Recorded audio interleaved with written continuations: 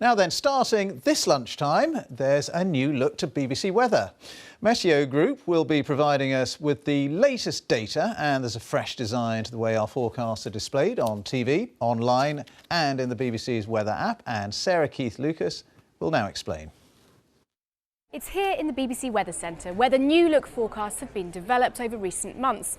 We know how important clear and accurate forecasts are for you, so we've been working closely with our partners Meteo Group to bring you the new graphics using more data as well as the latest innovations in design technology and forecasting science.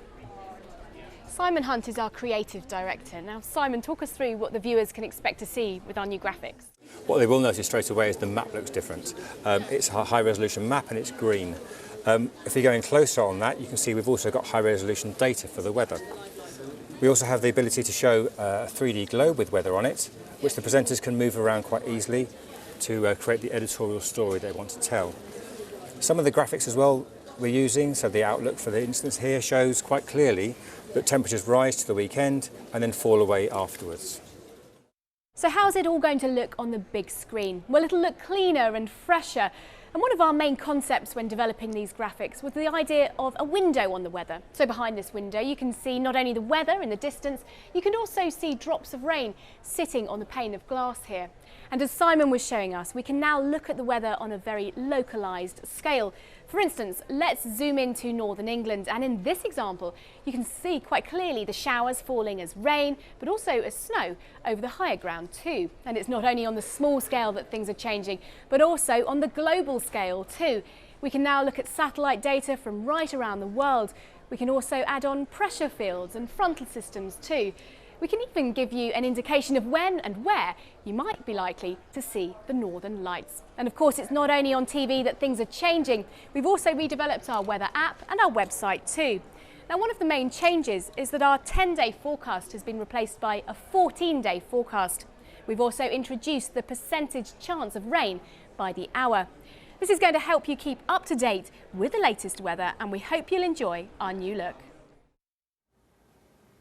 So it is all change with our weather graphics, but actually the weather itself is not changing in a hurry. We've still got this cold and wintry theme that's been with us really since the beginning of the month. We've had some great pictures in from our weather watchers today. This one comes from Penrith in Cumbria, where there's been already about 4 centimetres of snow, and that snow is edging further south across the country. So on through this afternoon, we'll continue with that really quite cold theme, and there will be some more wintry flurries too. Let's start with the satellite image. So this is the view from space looking down at the cloud across the UK.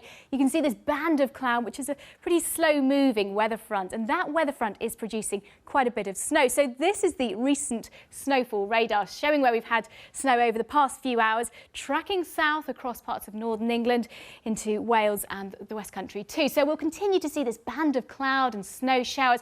It'll feel cold if you're underneath that frontal system, with temperatures really struggling to get much above freezing. Either side of the front, though, it is a little bit milder, but there's still that mix of some bright spells and some wintry showers too. So if we zoom in now and take a look at the regional detail, first off across Scotland, you can see those snow showers packing in from the northwest. Watch out for some icy conditions, and a similar picture across Northern Ireland too.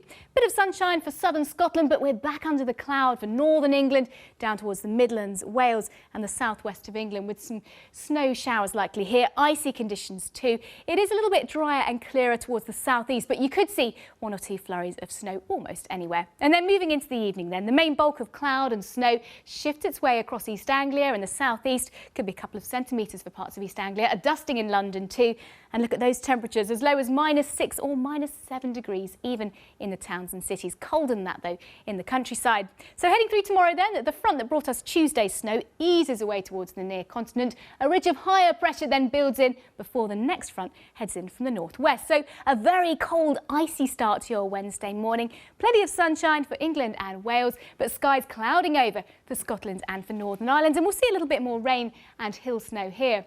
Now, temperatures probably a degree or so less cold than they are today, but certainly that wintry theme stays with us towards the end of the week. It's going to be cold, there'll be further rain and hill snow and a little bit of sunshine too. But remember, you can keep up to date with the weather by checking our updated weather website and also by checking the BBC Weather app. Ben.